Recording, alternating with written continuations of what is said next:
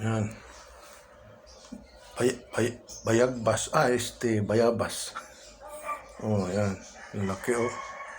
Kamali lang. Pasensya na. Tao lang, eh. Bayabas. Oh. Nung maliit pa ako, yan ang pinambabala ko sa tirador. Pero pag hinog na ganyan, masarap. Sarap kainin.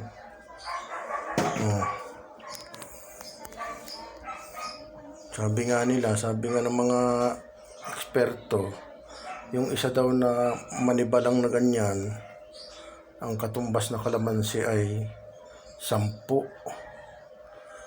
Kung hindi ako nagkakamali, ha. Yan. Guava fruit. Bayabas. Yan. Yan yung bayabas na in English, guava. Alam niyo na. Thank you.